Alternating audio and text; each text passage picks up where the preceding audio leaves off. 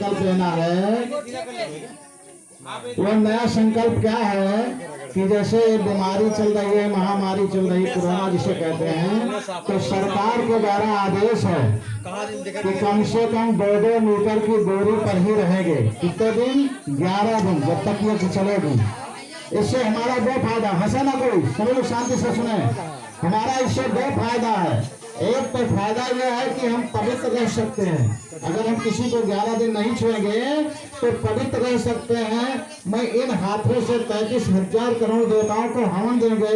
29 तरह की जड़ी बूटियों की हवन तैयार हुई, जो 5 क्विंटल, वो आप लोगों के द्वारा सभी देवताओं को डेली सुबह 2 घंटे भोजन दिया जाएगा। और जितने हम शुद्धता से भोजन देंगे, जितने पवित्रता से भोजन देंगे, उतने हमें अच्छा प्रतिफल मिलेगा।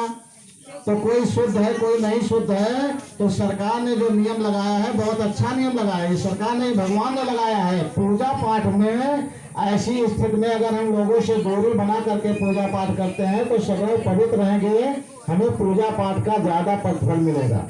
तो सभी लोगों को सबसे पहला संकल्प ये लेना है कि हम 11 दिन तक किसी आदमी से, किसी सखी सहेले से नजदीक नहीं सटेंगे।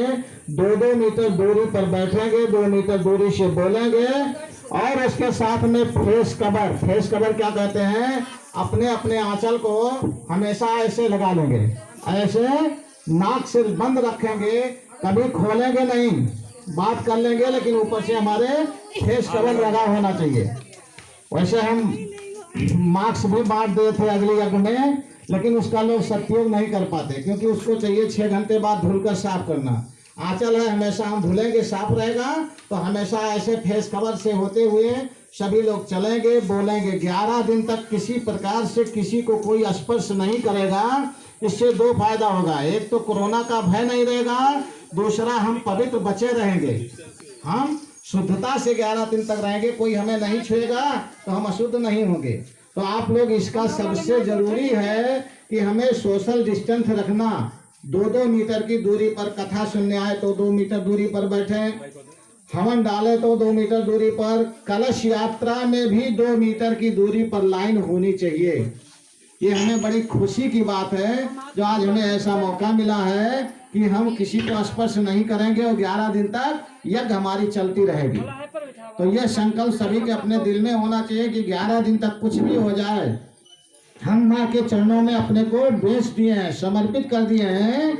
हम माँ के सिवा हमारे हृदय से दूसरा नाम नहीं निकलना चाहिए, तभी संपूर्ण यज्ञ का फल मिलता है। पता चला यहाँ से घर गए, वहाँ झगड़ा करने लगे, पड़ोसी झगड़ा किए, पति से झगड़ा किए, पत्नी से झगड़ा किए, किसी को गाली गलौज दे दिए, तो ऐसे लोगों को कलश रखने से कोई फायदा नहीं है, यज्ञ में सम्मिलित होने से कोई फायदा नहीं है। हमसे कोई झगड़ा करे ठीक है, लेकिन हम किसी से झगड़ा नहीं करेंगे। जब ऐसा संकल्प होगा तभी यज्ञ का प्रतिफल मिलेगा। 11 दिन तक ऐसा ना हो कि 11 दिन कोई हमें बोल दे तो मन में गुस्से में, ठीक है 11 दिन पूर्व जो बताएंगे, ऐसा नहीं सोचना है। चलो ठीक है, हमें जो बोल रहा है, माता जी को बोल रहा है, वो माता जी जाने, हम बर्दाश्त कर लेंगे। सहे सो साधु। तो आप लोग 11 दिन साधु बन करके यज्ञ में सम्मिलित होंगे। 11 दिन के बाद में आप लोग देखिएगा, ये लोग नहीं पर लोग भी बन जाता है।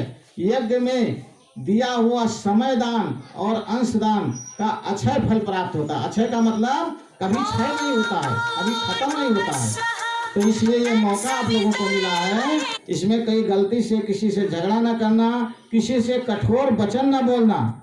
अगर आप लोग इतना नियम से रहते हैं, किसी को उल्टा बोल देंगे तो इसका नुकसान हो जाएगा, पक्का है, लेकिन तुम्हारा 1000 गुना नुकसान होगा। इसीलिए कभी ऐसी गलती नहीं करना। और आप लोग साइड से चलेंगे। पहले हमारे 21 लोग जो जजमान बनने के लिए नाम लिखाए थे, उसमें दिखाई नहीं देते हैं।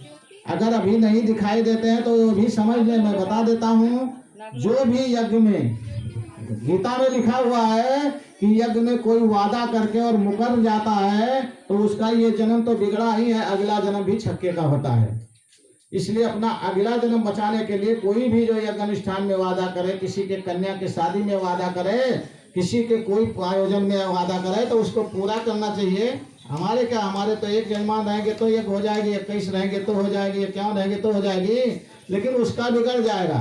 इसीलिए जो भी जैसे नाम लिखा है अपना, अगर पीला वस्त्र नहीं लिए तब भी सम्मिलित हो जाए, कल खरीद लेंगे, शाम को खरीद लेंगे। और हवन में सभी लोगों को हवन डालना है। जितने लोग कलश उठाएंगे डेली सुबह हवन डालने का मौका मिलेगा। हवन सामग्री यही मिलेगी, आप लोगों को कहीं से लाने की जरूरत नहीं है, लेकिन समयदान अंशदान जरूर करना चाहिए। ठीक है, तो अब हम ये चाहेंगे कि हमारे पहले मुख्य यजमान आगे चलें।